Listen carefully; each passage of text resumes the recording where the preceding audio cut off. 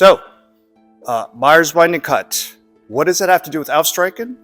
And do we have implications then looking at the early versus the later sources? Let's talk about it.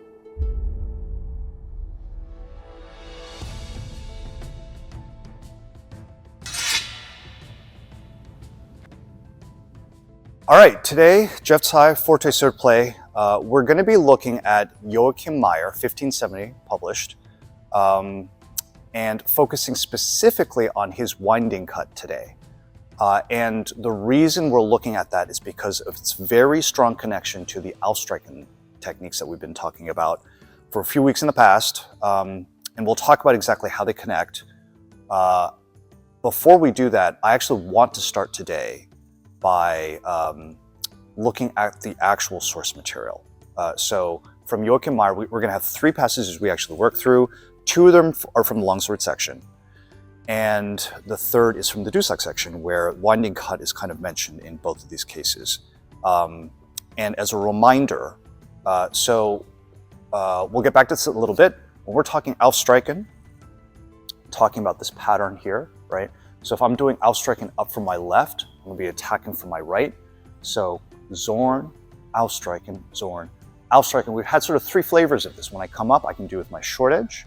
The stuff that we did previous video last week, past couple of weeks, the Stück im Aufstreichen, really kind of focuses on this version with the short edge coming up.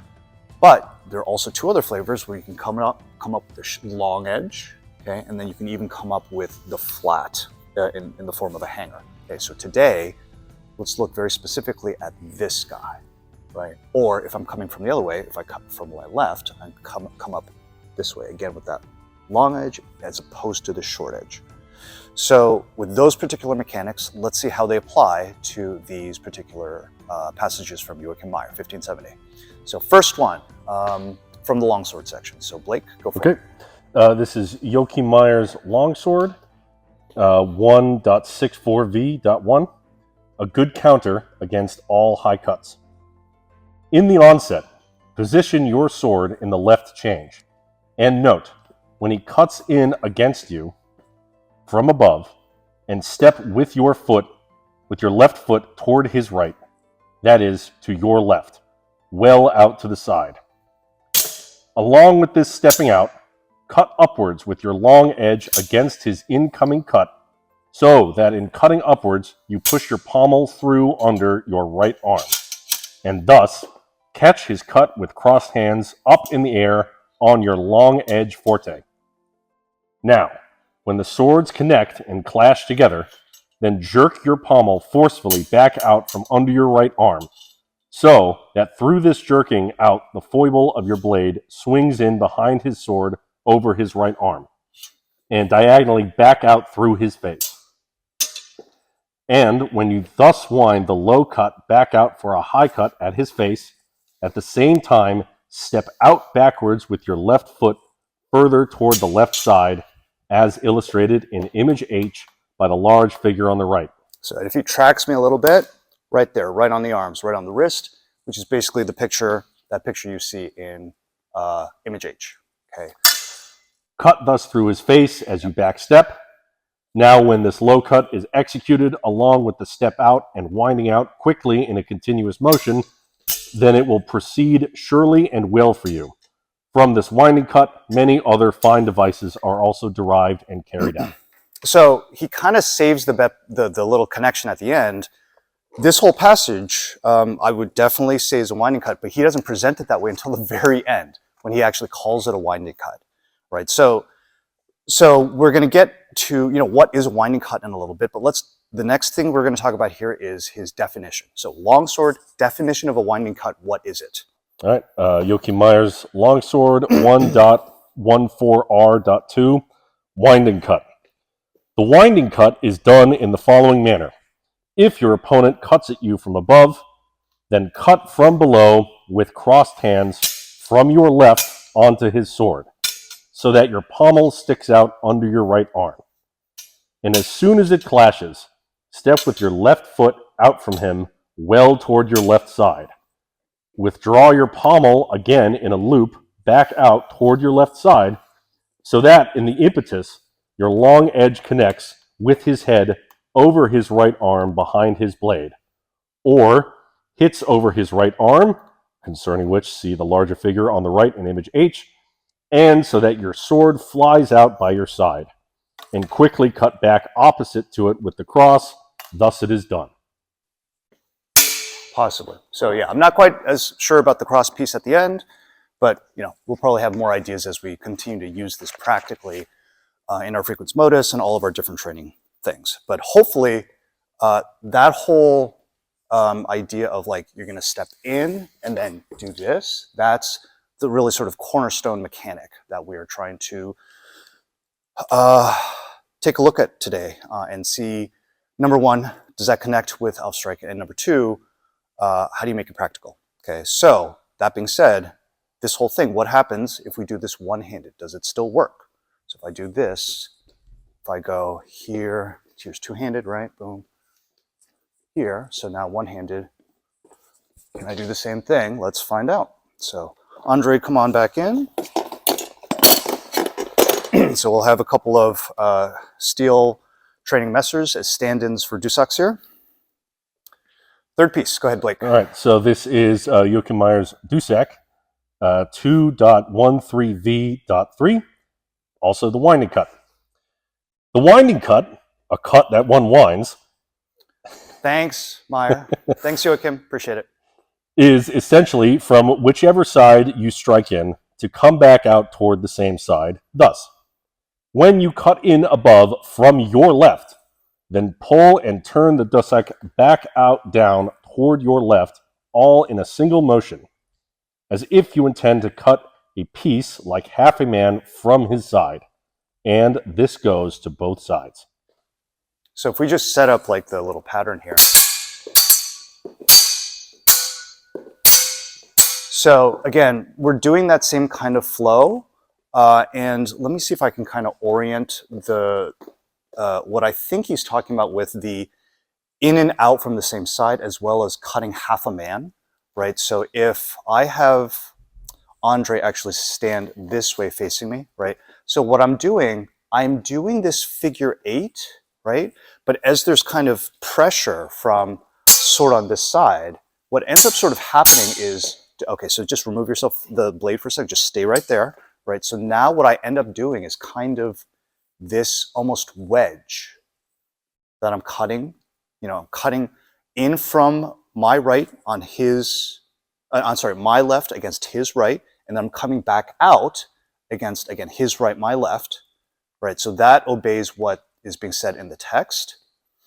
And on top of that, so if you think about Andre kind of like a rectangle, effectively, if I were to cut from this top corner of the rectangle to the middle of the rectangle on the far side, and then back out to the bottom corner of the rectangle, if you think about the surface area of that, that's effectively half a man. So, so I think that would be my best guess as to what Joachim is talking about when he's talking about half a man, not half a man like down the center, like a shuttle or something. So yeah, so those are the three pieces of the winding cut, and all of it should hopefully line back up with what we've been doing here in terms of this sort of really fascinating use of the figure eight cutting pattern. Okay, so we'll talk more about sort of the broader implications next.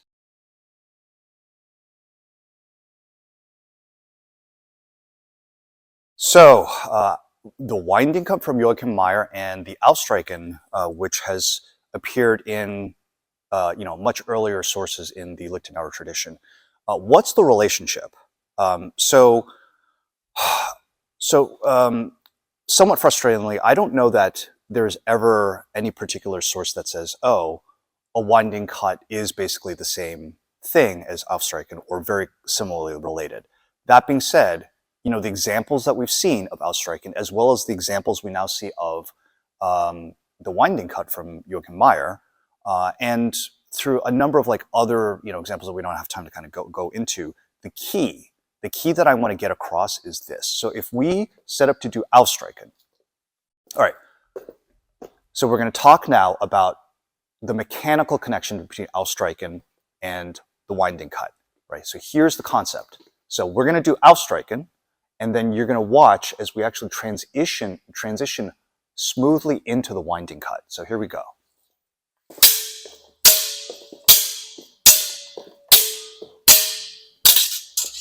So notice, I'm basically doing the same thing, and so is Andre, but we're able to do it in a winding kind of way, right? And we can actually do it where we actually are able to circle.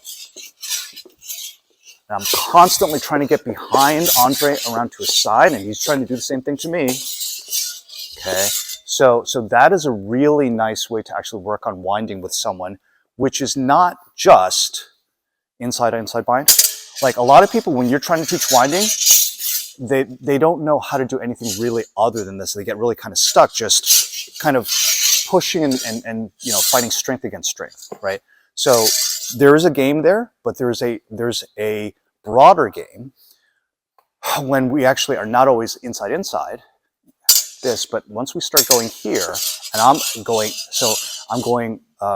you know, from here, I'm covering my inside when I parry, but when I attack, I'm on the outside, my outside. So this allows for a much more sort of flow between someone who's kind of winning versus someone who's losing, who then switches back around, and you know, you get a very sort of almost Tai Chi push hands kind of flow to it. So yeah, so the utility of that, thank you, Andre. The utility of that is, you know, it broadens the ability to actually do winding, broadens the ability to actually do winding from more than just an inside kind of line, right? So I think a really key thing about if this holds water, right? So if we've got Aufstreichen, and we can do this both as a clearing action where we don't stay on the blade, but can actually do it where, you know, if they come in and you actually sweep up and you can stay on the blade and then start chasing with a winding kind of action, this kind of leads to my next point about how do we think about the early sources versus the later sources. There are folks that you know, tend to prefer to look at one or the other. Either you're a Meyerist or you're someone who likes Ringek, right? And there seems to have been over, you know, the past 20 years of HEMA development where people seem to silo these things. You know, either you're an early Liechtenauer person or you're a late Liechtenauer person. Yet, this particular mechanic, right? This mechanic, we now have shown, seems to have really good evidence to exist not only in the early tradition, but also in the later tradition.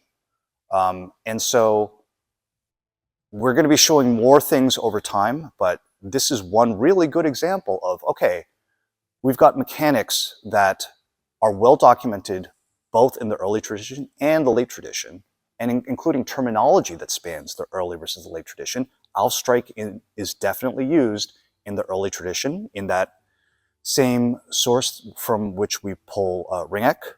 That passage of the Stück im Aufstreichen lies there. And Aufstreichen and Durchstreichen are used quite a bit in Joachim Meyer as well as the winding cut. So this is something that I feel needs to be said. It can't be said enough, which is, do we really need to look at two different ways of approaching the Liechtenauer tradition? Or is there a simple, single set of broader fundamentals that we can be doing? Step and cut with one, you know, step and cut at the same time. So one step, one cut, one step, one cut, as opposed to step, two steps and one cut, two steps and one cut. Are there simple things that we can do to broaden our fundamentals that will actually naturally lead to a better execution of Liechtenauer, not only in the early tradition, but the later tradition as well? So more on that to come, but for today, hopefully we've given you enough to think about as far as helping you better understand the winding cut from Joachim Meyer. And also, does that maybe connect also with stuff from earlier tradition like Ringek and Stück im Aufstreichen? So more on all of that to come in future weeks. Until next time.